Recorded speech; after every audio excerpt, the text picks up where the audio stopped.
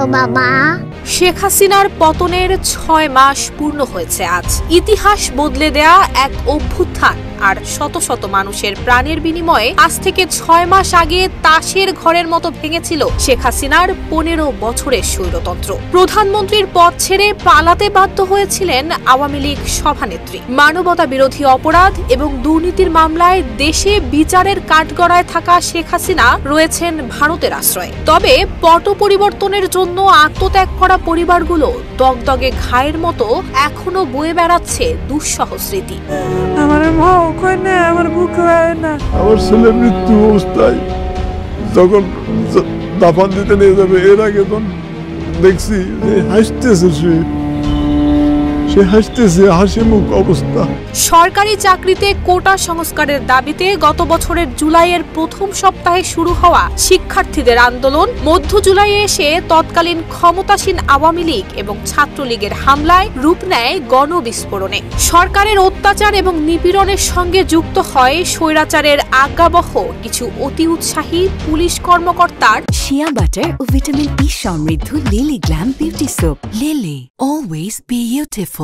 মানবতা বিরোধী নৃশংসতা, নির্বিচারে গণহত্যা নিশ্চিত করে শেখ হাসিনা সরকারের নাটকীয় পতন।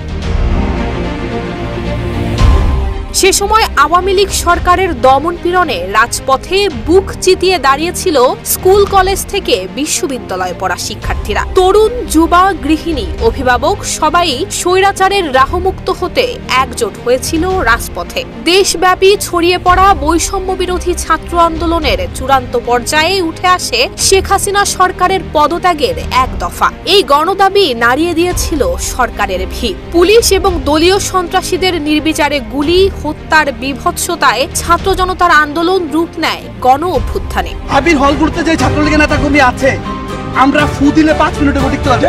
প্রবল জনরেশের মুখে গত বছরের 5 আগস্ট প্রধানমন্ত্রীর পদ থেকে পদত্যাগ করেন শেখ হাসিনা। ছোট বোন শেখ রেহানাকে নিয়ে ওই দিন দুপুরেই সামরিক হেলিকপ্টারে দেশ থেকে পালিয়ে ভারতের নয়াদিল্লিতে গিয়ে আশ্রয় নেন তিনি। এরপর 8 আগস্ট নোবেলজয়ী অধ্যাপক ডক্টর মোহাম্মদ ইউনূসের নেতৃত্বে গঠিত হয় অন্তর্বর্তী সরকার। বৈষম্য বিরোধী ছাত্র আন্দোলনে পুলিশ সহ আইন শৃঙ্খলা রক্ষাকারী বাহিনীর গুলি এবং আওয়ামী লীগের সশস্ত্র সন্ত্রাসীদের হামলায় প্রাণ হারিয়েছে শিক্ষার্থী সহ নানান পেশার 1000-এরও বেশি মানুষ। চোখের আলো নিভে গেছে 400 জনের। শরীরে বুলেটের ক্ষত নিয়ে হাসপাতালের বিছানায় এখনো কাতরাচ্ছে শত শত মানুষ।